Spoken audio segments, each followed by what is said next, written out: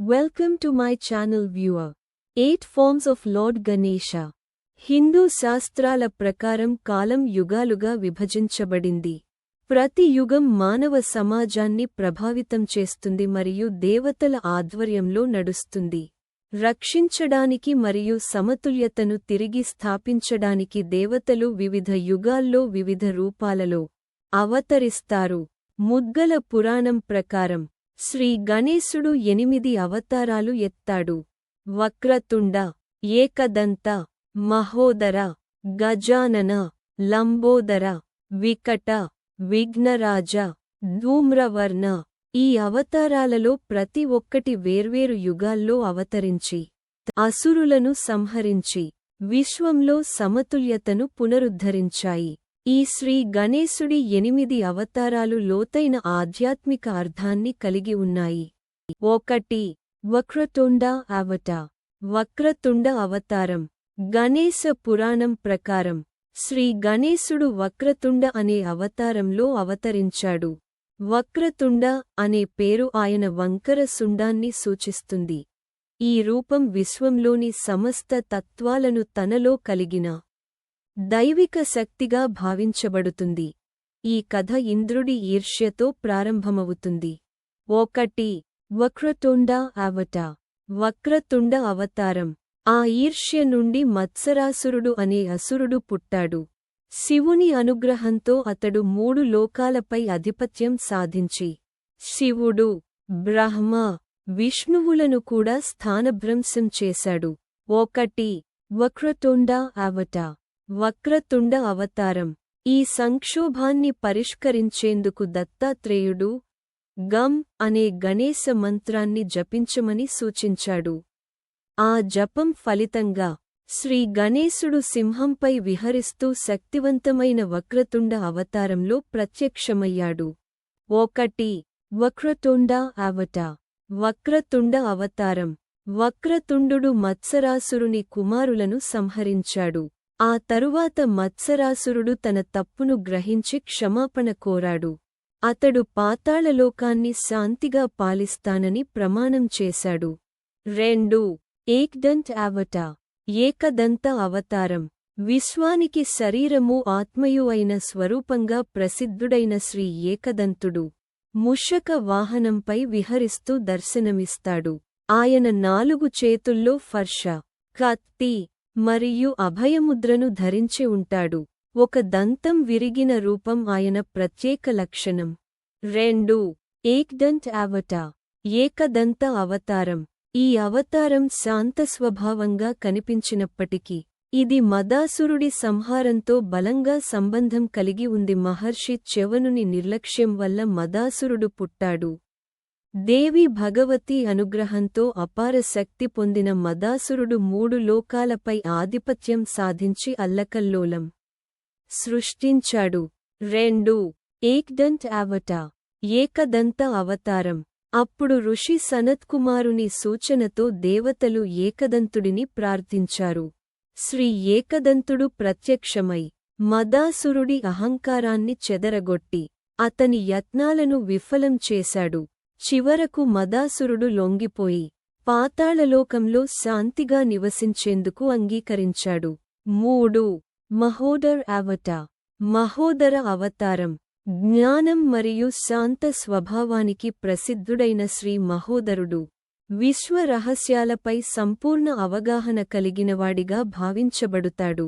ఆయన ముషక వాహనంపై విహరిస్తూ దర్శనమిస్తాడు. ఒక కథ ప్రకారం మోహాసురుడు దేవి పార్వతి కామదేవుని సహాయంతో శివుడిని తపస్సు 3. మహోదర అవతారం. మహోదర అవతారం నుండి దూరం చేసినప్పుడు ఉద్భవించిన మోహశక్తి నుండి పుట్టాడు. తరువాత అతడు పాతాళలోకానికి రాజుగా మారి సూర్యదేవుని అనుగ్రహంతో అపార శక్తిని పొందాడు. ఆ శక్తితో ప్రపంచాన్ని ఆక్రమించి విశ్వ సమతుల్యతను భంగం చేశాడు. అప్పుడు సూర్యదేవుని మార్గదర్శకత్వంలో దేవతలు మహోదరుడిని ప్రార్థించారు. మహోదరుడు సమతుల్యతను తిరిగి స్థాపిస్తానని తెలిపారు. 3. మహోదర అవతారం. మహోదర అవతారం. ఋషులు మరియు దేవతల హెచ్చరికల తరువాత మోహాసురుడు తన తప్పును గ్రహించి లొంగిపోయి గణేశుడి భక్తుడిగా మారాడు. 4. గజానన్ అవతార్. గజానన అవతారం. శ్రీ గణేశుడి గజానన అవతారం అనంత విశ్వాల జ్ఞానాన్ని సూచించే అత్యంత ముఖ్యమైన రూపంగా భావించబడుతుంది. ఆయన ముషక వాహనంపై విహరిస్తూ ఋషులకు తరచుగా జ్ఞానం మరియు ఆత్మసాక్షాత్కారాన్ని ప్రసాదించేవాడు. 4. గజానన్ అవతార్. గజానన అవతారం. ఒకసారి కుబేరుడు పొరపాటున దేవి పార్వతిని అహంకారంతో ఆరాధించాడు. ఆ సందర్భంలో శివుడి కోపం నుండి లోభాసురుడు, లోభానికి ప్రతీక, పుట్టాడు. శుక్రాచార్యుని మార్గదర్శకత్వంలో లోభాసురుడు శివుడి అనుగ్రహాన్ని పొంది దేవలోకాన్ని జయించి 4. గజానన్ అవతార్. గజానన అవతారం. విష్ణువుతో కూడా యుద్ధం చేశాడు. తరువాత అతడు అహంకారంతో ఋషుల యజ్ఞాలు మరియు తపస్సులను భంగం చేయడం ప్రారంభించాడు. 4. గజానన్ అవతార్. గజానన అవతారం. ఇది చూసి బాధపడిన ఋషులు గజాననుడిని ప్రార్థించారు. గజాననుడు ప్రత్యక్షమయ్యాక లోభాసురుడు తన తప్పును గ్రహించి పశ్చాత్తాపం వ్యక్తం చేశాడు. అతడు దోచుకున్న వాటన్నింటినీ తిరిగి ఇచ్చి శివుడి చివరి సూచనతో ప్రపంచంలో మళ్లీ శాంతిని నెలకొల్పాడు. 5. లంబోదర్ అవతార్. లంబోదర అవతారం. లంబోదర అవతారంలో శ్రీ గణేశుడు విశ్వంలోని శుద్ధ శక్తి అయిన సాత్విక బ్రహ్మశక్తికి ప్రతీకగా భావించబడుతాడు. ఆయన వాహనం ముషకరాజు. అలాగే ఆయన ఉదరానికి చుట్టుకున్న నాగు, పాము ప్రత్యేక లక్షణంగా ఉంటుంది. లంబోదర అంటే పెద్ద ఉదరం కలవాడు అని అర్థం. ఇది ఆయన అపారమైన బ్రహ్మాండ శక్తిని తనలో 5. లంబోదర్ అవతార్. లంబోదర అవతారం. నిల్వ చేసుకునే సామర్థ్యాన్ని సూచిస్తుంది. ఈ సందర్భంలో క్రోధాసురుడు అనే శక్తివంతమైన అసురుడు శివుడి కోపం నుండి పుట్టాడు. సూర్యదేవుని అనుగ్రహంతో అతడు పాతాళలోకానికి రాజుగా మారి 5. లంబోదర్ అవతార్. లంబోదర అవతారం. తన అహంకారంతో అనేక లోకాలను జయించి విశ్వ సమతుల్యతను భంగం చేశాడు. దేవతలు సహాయం కోరినప్పుడు శ్రీ గణేశుడు లంబోదర అవతారంలో ప్రత్యక్షమయ్యాడు. ఆయన శక్తితో కాకుండా జ్ఞానం మరియు వివేకంతో క్రోధాసురుడిని జయించాడు. 5. లంబోదర్ అవతార్. లంబోదర అవతారం. చివరకు క్రోధాసురుడు తన అహంకారాన్ని విడిచిపెట్టి సత్యమార్గాన్ని అనుసరించేందుకు అంగీకరించాడు. 6. విక్టర్ అవతార్. వికట అవతారం. వికట అంటే విశాలమైన లేదా కఠినమైన అని అర్థం. ఇది శ్రీ గణేశుడి శక్తివంతమైన రూపం. ఈ అవతారం విశ్వంలో సూర్యశక్తిని సూచిస్తుంది. ఈ రూపంలో గణేశుడు సింహం కాకుండా యాస్టరిస్క్ నెమలి, మయూరం యాస్టరిస్క్ పై విహరిస్తాడు. 6. విక్టర్ అవతార్. వికట అవతారం. ఈ అవతారం కామాసురుడిని జయించడానికి ప్రాప్తించింది. కామం నుండి పుట్టిన కామాసురుడు శివుడి వరంతో అపార శక్తిని పొందాడు. ఆ వరంతో అతడు తన రాజ్యాన్ని విస్తరించి తృష్ణ అనే భార్యను వివాహం చేసుకుని భూమి, అమరావతి మరియు పాతాళలోకాలను పాలించాడు. దీనివల్ల ధర్మం బలహీనమైంది. 6. విక్టర్ అవతార్. వికట అవతారం. భయపడిన దేవతలు మయూరేశ్వరుని ప్రార్థించి గణేశుడి సహాయాన్ని కోరారు. కామాసురుడు ఋషులపై దాడి చేసినప్పుడు శ్రీ గణేశుడు వికట అవతారంలో ప్రత్యక్షమయ్యాడు. శుక్రాచార్యుని హెచ్చరికను గుర్తుచేసుకున్న 6. విక్టర్ అవతార్. వికట అవతారం. కామాసురుడు చివరకు తన తప్పును గ్రహించి లొంగిపోయి క్షమాపణ కోరాడు. 7. విఘ్నరాజ్ అవతార్. విఘ్నరాజ అవతారం. శ్రీ విఘ్నరాజ అవతారం విశ్వశక్తిని ప్రతిబింబించే రూపంగా భావించబడుతుంది. ఈ అవతారం విష్ణు మరియు బ్రహ్మతో కూడా సంబంధం కలిగి ఉంటుంది. ఈ రూపంలో గణేశుడు సాధారణంగా 7 విఘ్నరాజ్ అవతార్ విఘ్నరాజ అవతారం. ఈ కథలో దేవి పార్వతి శివుడితో వాదన తరువాత అడవిలో నవ్వినప్పుడు ఆ నవ్వు నుండి ఒక విచిత్రమైన అసురుడు మమతాసురుడు మమకారం అతిగా అంటిపెట్టుకోవడం నుండి పుట్టాడు. 7 విఘ్నరాజ్ అవతార్ విఘ్నరాజ అవతారం. అతనికి గణేశుడిని ఆరాధించాలని సూచించబడింది.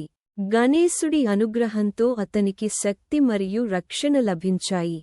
తరువాత శంబరాసురుని మాయాజాల ప్రభావంతో మమతాసురుడు మరింత శక్తిని పెంచుకుని ధర్మాన్ని భంగం చేసే విధంగా ప్రవర్తించడం ప్రారంభించాడు. 7 విఘ్నరాజ్ అవతార్ విఘ్నరాజ అవతారం.